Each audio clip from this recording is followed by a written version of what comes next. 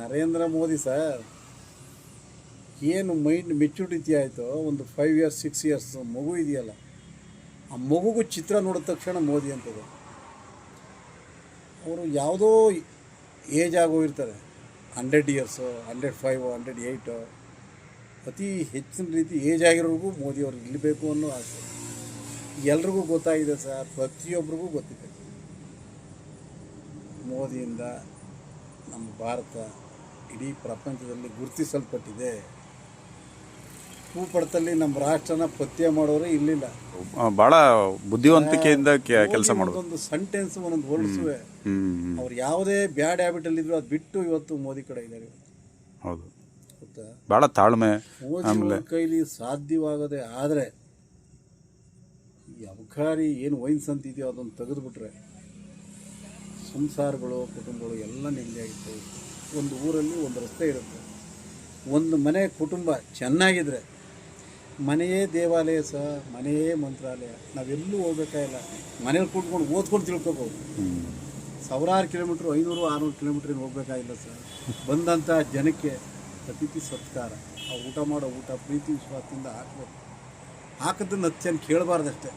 ಯಾವುದೇ ಒಂದು ವಿಷಯದಲ್ಲೂ ಸಹ ಮನುಷ್ಯ ತಪ್ಪು ಮಾಡಿದ್ರು ಕೂಡ ತಿದ್ದುಕೊಂಡಿರೋದು ಮೋದಿಯ ಹೆಸರು, ಮೋದಿಯ ಹವಾ ನಮ್ಮ ಭಾರತ ದೇಶದಲ್ಲಿ ಪ್ರತಿಯೊಬ್ಬರಿಗೂ ಗೊತ್ತಾದ ಮೇಲೆ ಎಷ್ಟೋ ಜನ ಪ್ರತಿ ಮನೆಗೂ ಬಂದು ಮೋದಿಯವರು ಬುದ್ಧಿವಂತರಾಗಿ ಅಂತ ಹೇಳಿಲ್ಲ ಸರ್. ಮಾಧ್ಯಮಗಳ ಮುಖಾಂತರ ನೈಜವಾದದನ್ನೇ ಮಾಧ್ಯಮಗಳಿಗೆ ಕೊಡೋದು, ಯಾರು ಬೋಗಸ್ ಕೊಡೋದು.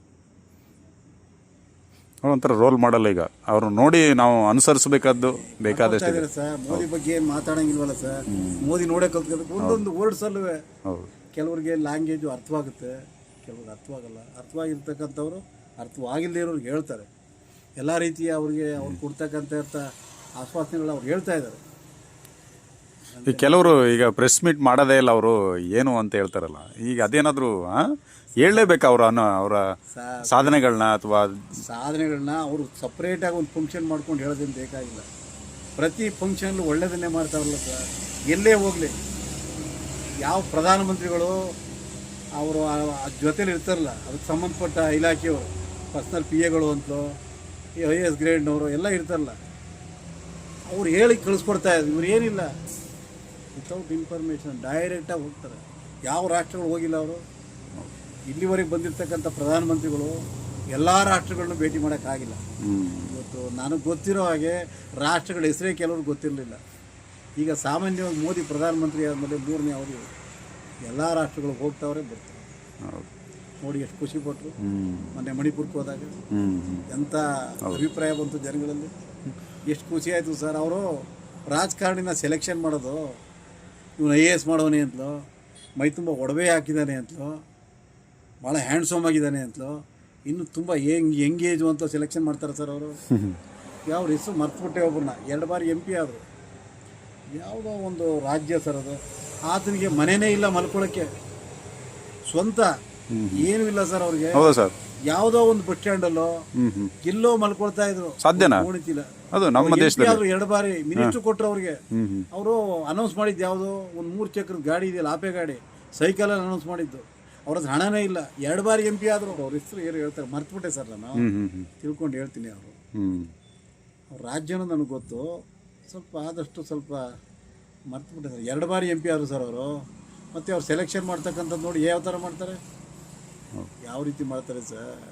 ನೋಡಿ, ಅವರು ನಿರ್ಮಲಾ ಸೀತಾರಾಮನ್ ಇದ್ದಾರಲ್ಲ, ಅವ್ರು ಎಷ್ಟು ಬಾರಿ ಹಣಕಾಸು ಮಂತ್ರಿ, ಎಷ್ಟು ಸರಿ ಬಜೆಟ್ ಮಾಡಿಸಿದ್ರು. ಅವ್ರ ಮನೇನ ಏನು ಮಾಡ್ಕೊಂಡಿದ್ದಾರೆ ಸರ್? ಏನೂ ಮಾಡಿಲ್ಲ. ಹಳೇ ಮನೆ ಸರ್. ಇವತ್ತು ಆ ಮನೆ ನೋಡಿದ್ರೆ ಗೊತ್ತಾಗುತ್ತೆ ನೈಜವಾದದ್ದು. ಅವ್ರ ತಂದೆ ಕಟ್ಸಿರ್ತಕ್ಕಂಥದ್ದು ಪಿತ್ರಾರ್ಜಿತವಾಗಿ ಬಂದಂಥ ಮನೇಲೇ ಇದ್ದಾರೆ. ಮನೆಗೆ ಒಂದು ಚೇರು, ಒಂದು ಟೇಬಲ್ಲು, ಒಂದು ಡೈನಿಂಗ್ ಟೇಬಲ್ಲು, ಒಂದು ಒಳ್ಳೆ ಬೋಲ್ಡಿಂಗ್ ಹೌಸು, ಏನೂ ಕಟ್ಟಿಲ್ಲ ಸರ್ ಅವರು. ಏನು ನಾಲೆಡ್ಜು ಚೆನ್ನಾಗಿದೆ. ನಮ್ಮ ರಾಷ್ಟ್ರದ ಜನತೆಗೆ ಅನುಕೂಲ ಆಗಿದೆ. ಯಾವುದೇ ರಾಜ್ಯದಲ್ಲಿ ಯಾವುದೇ ಪಕ್ಷ ಇರಲಿ, ಅವರು ಉಳಿದಂಥ ಹಣನ ಸರಿಸಮವಾಗಿ ಶೇರ್ ಮಾಡ್ತಾಯಿದ್ದಾರೆ.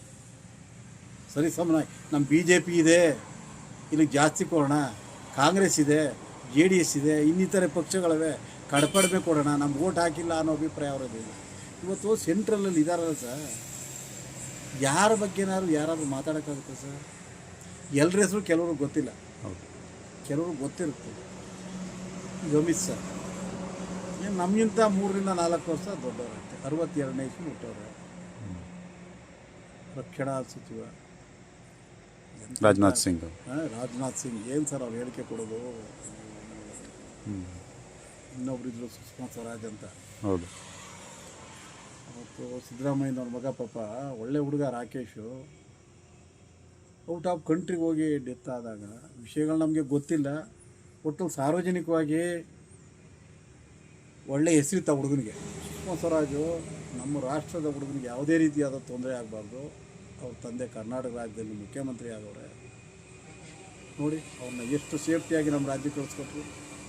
ಸಿದ್ದರಾಮಯ್ಯನವ್ರ ಮಗ ಡೆತ್ ಆದಾಗ ಎಲ್ಲ ಪಕ್ಷದವರು, ಎಲ್ಲ ಪಕ್ಷದ MLAಗಳು, MP ಗಳು, ಅಧಿಕಾರಿಗಳು, ಅವ್ರ ಸ್ನೇಹಿತರುಗಳು, ಅವ್ರ ಸಂಬಂಧಿಕರು, ಸಾರ್ವಜನಿಕರೇ ಇತ್ತು.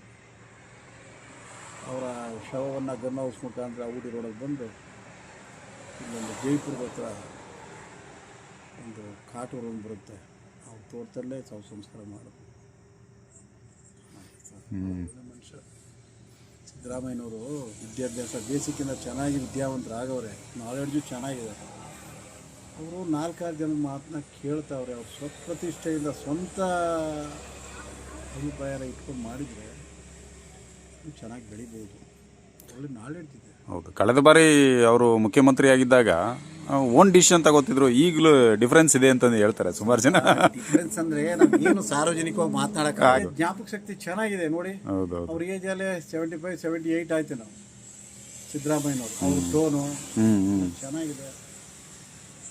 ಏನು ಮಾಡ್ತೀರಾ, ಅವರು ಕೆಲವೊಂದು ವಿಷಯನ ಸಾರ್ವಜನಿಕವಾಗಿ ಮಾತನಾಡ್ಬಿಡ್ತಾರೆ. ಅವ್ರಿಗೆ ಚೆನ್ನಾಗಿ ಕಾಣುತ್ತೆ ಸಾರ್ವಜನಿಕವಾಗಿ ಜನಕ್ಕೆ. ಅವ್ರ ಸಮಾಜ ತುಂಬ ಒಳ್ಳೆಯ ಸಮಾಜ ಸರ್. ಒಂದು ಮೋಸ ಮಾಡಬೇಕು, ಒಂದು ಸುಳ್ಳು ಹೇಳಬೇಕು, ಬೇರೆಯವ್ರ ಕಿತ್ಕೊಂಡು ತಿನ್ನಬೇಕು ಅನ್ನೋದೇನಿಲ್ಲ. ಜನ ನಾನು ಸಮಾಜ ಆ ಸಮಾಜ ಈ ಸಮಾಜ ಅಂತ ಮಾತಾಡೋಕ್ಕೆ ಇಷ್ಟಪಡಲ್ಲ. ಆದರೂ ಕೂಡ ಇವತ್ತಿನ ಸಂದರ್ಭ, ಇವತ್ತಿನ ಜನ್ರೇಷನಲ್ಲಿ ಎಲ್ಲರೂ ಹೆಸ್ರು ಹೇಳ್ತಿದ್ದಂಗೆ ಈ ಕಮ್ಯುನಿಟಿಯವರು ಅಂತ ಹೇಳ್ಬಿಡ್ತಾರೆ. ಈಗ ನಮ್ಮ ಹೆಸರು ವೀರಭದ್ರಪ್ಪ ಅಂತ, ಅವನ ಲಿಂಗಾಯಟ್ಸು ಅಂದ್ಬಿಡ್ತಾರೆ. ವೀರಭದ್ರಯ್ಯ ಅವನೊಬ್ಬ ಅಂಬೇಡ್ಕರ್ ಪಂಗಡಕ್ಕೆ ಸೇರಿದವರು. ಎಲ್ಲ ಒಂದೇ ಅಲ್ವ ಸರ್. ಅಂಬೇಡ್ಕರು ಜಗತ್ ಪ್ರಸಿದ್ಧಿಯಾದ ಮಾನವ ಅಲ್ವ ಸರ್. ಸಂವಿಧಾನವನ್ನು ಮಾಡಿ ಇವತ್ತು ನೀವು ನಾವುಗಳು ಗೊತ್ತಾ, ಇದು ಸ್ವತಂತ್ರವಾಗಿ ಬದುಕಬೇಕಾದ್ರೆ, ಪ್ರತಿಯೊಬ್ಬನಿಗೂ ಹಕ್ಕು ಸಿಗಬೇಕಾದ್ರೆ, ಸರ್ವರಿಗೂ ಸಮಬಾಳು ಸರ್ವರಿಗೂ ಸಮಪಾಲು ಅಂತ ಮಾಡಿಕೊಟ್ಟು ಇವತ್ತು ಪ್ರತಿಯೊಬ್ಬರಿಗೂ ಅವಕಾಶ ಸಿಗುವಂಥ ಮಾಡಿದಂಥ ಏಕೈಕ ವ್ಯಕ್ತಿ ಡಾಕ್ಟರ್ BR ಅಂಬೇಡ್ಕರ್, ಭೀಮರಾವ್ ರಾಮ್ಜಿ ಅಂಬೇಡ್ಕರ್. ಅವರು ಅವತ್ತಿನ ಕಾಲದನ್ನೇ ಹೆಚ್ಚಿನ ರೀತಿ ವಿದ್ಯಾಭ್ಯಾಸ ಮಾಡೋರು. ಆ ವ್ಯಕ್ತಿನ 140-150 ಕೋಟಿ ಜನಸಂಖ್ಯೆನೂ ಕೂಡ ಅವ್ರನ್ನ ಗೌರವಿಸ್ಬೇಕು. ಪ್ರತಿ ದಿವಸ ಅವ್ರ ಕೈ ಮುಗಿಬೇಕು, ಅವ್ರು ನೋಡ್ಕೊಂಡು ಮುಂದೆ ಹೋಗ್ಬೇಕು. ಅವರು ಒಬ್ಬೊಬ್ರು ನೋಡಿ ಒಂದೊಂದು ರೀತಿ ಸ್ಟೇಟ್ಮೆಂಟ್ ಕೊಡಲಿಲ್ಲ. ಅವರು ಸರ್ವ ಜನಾಂಗದ ಶಾಂತಿಯ ತೋಟ, ಇದು ಸರ್ವರಿಗೂ ಬೇಕು. ಒಂದು ಮರದ ನೆರಳು ಓದಿರೋರು ಮಾತ್ರ ಅಲ್ಲಿ ನಿಂತ್ಕೋಬೇಕು, ಅವಿದ್ಯಾವಂತರು ನಿಂತ್ಕೋಬಾರ್ದು ಅಂತ ಪ್ರಕೃತಿಗೆ ಬಂದಿಲ್ಲ. ಹೌದು. ಅದು ಎಲ್ರಿಗೂ ಅನುಕೂಲ ಆಗಬೇಕು. ಮಾನವನು ಕೂಡ ಅದರಂತೆ ಬದುಕಬೇಕು ಸರ್. ತಮ್ಮ ಮಗನ ಮೇಲೆ ಎಷ್ಟು ಪ್ರೀತಿ ಇಟ್ಟಿರ್ತಾನೋ ಬೇರೆಯವ್ರ ಮಕ್ಕಳನ್ನವರು ಅದೇ ಪ್ರೀತಿ ಇಟ್ಕೋಬೇಕು. ಇಡೀ ವಿಶ್ವದಲ್ಲೇ ಭಾರತ ಸಂಪದ್ಭರಿತವಾದ ರಾಷ್ಟ್ರ. ಅಂದರೆ ಖನಿಜ ಸಂಪನ್ಮೂಲಗಳು ಇಡೀ ವಿಶ್ವದಲ್ಲೇ ಹೆಚ್ಚಿನ ಪ್ರಮಾಣದಲ್ಲಿ 100ಕ್ಕೆ 100 ಭಾಗ ಸಿಗೋದು ನಮ್ಮ ಭಾರತ ರಾಷ್ಟ್ರದಲ್ಲಿ. ಅದನ್ನು ಸರಿಯಾದ ರೀತಿ ಉಪಯೋಗಿಸ್ಕೊಳ್ಳೋಕೆ ಬಂದಿರಲಿಲ್ಲ ಹಿಂದೆ, ಇವತ್ತು ಉಪಯೋಗಿಸ್ಕೊಳ್ತಾ ಇದ್ದಾರೆ. ಅದಕ್ಕೆಲ್ಲ ಕಾರಣ ಮೋದಿ ಸರ್. ಕಚ್ಚಾ ಪದಾರ್ಥಗಳನ್ನು ಬೇರೆ ಕಡೆ ರಾಷ್ಟ್ರಕ್ಕೆ ಕಳಿಸ್ಕೊಡ್ತಾಯಿದ್ರು. ಅವತ್ತಿನ ಜನ್ರೇಷನ್ಗೂ ಇವತ್ತಿನ ಜನ್ರೇಷನ್ಗೂ ಭಾಳ ವ್ಯತ್ಯಾಸ. ಪ್ರತಿಯೊಂದು ಖನಿಜ ಸಂಪನ್ಮೂಲಗಳು ನಮ್ಮ ರಾಷ್ಟ್ರದಲ್ಲಿ ಸಿಗ್ತಾಯಿದೆ ಸರ್. ರಾ ಮೆಟೀರಿಯಲ್ಸ್ ಅಂತ ಏನು ಹೇಳ್ತಾರೋ ಪ್ರತಿಯೊಂದು ಇದೆ ಸರ್. ಯಾವುದೇ ರಾಷ್ಟ್ರ ಮುಂದುವರಿಬೇಕಾದ್ರೆ ಭಾರತದ ಕಚ್ಚಾ ಪದಾರ್ಥಗಳೇ ಕಾರಣ, ಗಿಡಮೂಲಿಕೆಗಳೇ ಕಾರಣ. ಯಾವುದೇ ವಸ್ತು ತಯಾರಾಗಬೇಕಾದ್ರೆ ಅವರು ಕೃತಕವಾಗಿ ತಯಾರು ಮಾಡೋಕ್ಕಾಗಲ್ಲ. ಗಿಡಮೂಲಿಕೆಗಳಿಂದ ಪ್ರತಿಯೊಂದು, ಯಾವುದೇ ಟಾನಿಕ್ ಆಗಿರ್ಬೋದು, ಯಾವುದೇ ಟ್ಯಾಬ್ಲೆಟ್ಸ್ ಆಗಿರ್ಬೋದು, ಯಾವುದೇ ಒಂದು ಬಟ್ಟೆ ಆಗಿರ್ಬೋದು ಕಟ್ಟಲಿಕ್ಕೆ, ಎಲ್ಲಕ್ಕೂ ನಮ್ಮ ರಾಷ್ಟ್ರದ್ದು. ಈಗ ನಮ್ಮ ರಾಷ್ಟ್ರದಲ್ಲಿ ಎಲ್ಲ ಉತ್ಪಾದನೆ ಆಗ್ತಾ ಇದೆಯಲ್ಲ.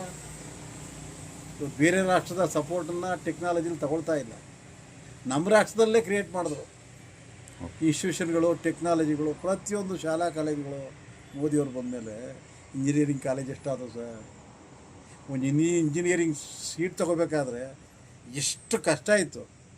ಇವತ್ತೇನು 70,000-80,000 1,00,000 ರ್ಯಾಂಕ್ ಇರೋನು ಕೂಡ ಫ್ರೀ ಸೀಟ್ ಸಿಗ್ತಾ ಇದ್ದಾರೆ. ಎಲ್ಲರೂ ವಿದ್ಯಾವಂತರಾಗಿದ್ದಾರೆ, ಬುದ್ಧಿವಂತರಾಗಿದ್ದಾರೆ. ಪ್ರತಿ ಗ್ರಾಮದಲ್ಲೂ ಕೂಡ ವಿದ್ಯಾವಂತರಾಗಿದ್ದಾರೆ, ಅಂದರೆ ಬಡವರ ಮಕ್ಕಳು ಕೂಡ ಈಗ ಇಂಜಿನಿಯರಿಂಗ್ ಮಾಡ್ಬೋದು ಅನ್ನೋದು. ಆಗಿದ್ದಾರೆ. ಸಾಮಾನ್ಯವಾಗಿ ವಿದ್ಯಾವಂತರಾಗಿರೋತಕ್ಕಂಥ ಗಮನಗಳು 100% ಸರ್. ಮೋದಿ ಅನ್ನೋದವ್ರ ಆತಂಕದಲ್ಲಿ ತುಂಬಿಟ್ಟಿದ್ದಾರೆ. ಕೆಲವು ಜನ ಅವ್ರ ಮೈಂಡನ್ನು ಡೈವರ್ಟ್ ಮಾಡ್ತಾರೆ. ಬಲವಂತದಿಂದ ಮದ್ಯಪಾನ ಸೇವಿಸೋದು, ಧೂಮಪಾನವನ್ನು ಕೊಡಿಸೋದು, ಡ್ರಗ್ನಿಂದ ಅಡಿಕ್ಟ್ ಮಾಡೋದು. ಅವ್ರ ಮೈಂಡನ್ನು ಆ 24 ಅವರ್ಸ್ ಒಳಗಡೆ 24 ಕಾಲಮಿತಿ ಒಳಗಡೆ ಅವ್ರ ಮನಸ್ಸನ್ನು ಚೇಂಜ್ ಮಾಡ್ತಾರೆ. ಗಂಟೆ ಒಳಗಡೆ ಏನು ಮಾಡೋದು? ಎಲ್ಲರೂ ಕೆಲವೊಂದು ಜನ ಈ ಥರ ಆಗಿಬಿಟ್ಟು, ಇಲ್ಲಾಂದರೆ 100 ಜನ ಮೋದಿನೇ ಬರೋದು ಸರ್. 10% ಬರೋದು. ಅಲ್ಲ, ಈಗ ಮೋದಿ ಅವರು ಬಂದು ಮೊದಲನೇ ವರ್ಷ ಸ್ವಲ್ಪ ಹೋಪ್ ಸಿಕ್ಕಾಬಿಟ್ಟೆ, ಜನಗಳಿಗೂ ಹವಾ ಜಾಸ್ತಿ ಅಂದ್ಬಿಟ್ಟು ಒಳ್ಳೆ ಸೀಟ್ ಬಂತು. ಅವರು ಬೇರೆ ರಾಜ್ಯದಲ್ಲಿ ಇದ್ರೂ ಕೂಡ ಮುಖ್ಯಮಂತ್ರಿ ಆಗಿ ಮೋದಿ ಹೆಸರು ನಮ್ಮ ಕರ್ನಾಟಕದಲ್ಲಿ ಇತ್ತು. ಅಲ್ಲಿ ಹೇಗೆ ಮಾಡಿದ್ದಾರೆ ಗುಜರಾತ್ನಲ್ಲಿ, ಯಾವ ರೀತಿ ಇದ್ದಾರೆ, ಅವ್ರು ಯಾವ ರೀತಿ ನಡ್ಕೊಳ್ತಾ ಇದ್ದಾರೆ, ಏನು ಈ ನಮ್ಮ ದೂರದರ್ಶನ ಮುಖಾಂತರ, ನಮ್ಮ ಮೊಬೈಲ್ಗಳ ಮುಖಾಂತರ ಎಲ್ಲ ವಿಷಯಗಳು ತಿಳ್ಕೊಬಿಟ್ಟು ರಾಜಕೀಯಕ್ಕೆ ಪ್ರವೇಶ ಮಾಡಿದಾಗ ಸ್ಟಾರ್ಟಿಂಗಲ್ಲಿ RSS ಮುಖಾಂತರ ಎಲ್ಲತ್ತೂ ಒಳ್ಳೆಯ ಹೆಸರು ತಗೊಬಂದವ ಸರ್. ಯಾವುದು ಕೂಡ ಇಂಟು ಮಾರ್ಕೆ ಇಲ್ಲ ಸರ್ ಅವ್ರದ್ದು. ಎಲ್ಲ ಈಗ ಅಂದು ಎಳ್ಬಿಡೋದೆ ರೈಟ್ ಅಂದು. ಆಕ್ಸಿಡೆಂಟು ಈಗ ನೋಡಿ ಸರ್, 2 ಕಿಲೋಮೀಟ್ರ್ ಇಲ್ಲ ಇಲ್ಲಿ ನಮ್ಮ RMC ಸಿಗ್ನಲ್ಲಿಂದ ಶಿವರಾಂಪುರದವರೆಗೆ ಪ್ರತಿ ದಿವಸ 2-3 ಆಕ್ಸಿಡೆಂಟ್ ಇದೆ ಸರ್. ಪ್ರತಿ ದಿವಸ ಆಕ್ಸಿಡೆಂಟ್. ನನಗೆ ಗಮನಕ್ಕೆ ಬಂದುಬಿಟ್ರೆ ತಕ್ಷಣ ಹೊರಟೋಗ್ತೀನಿ.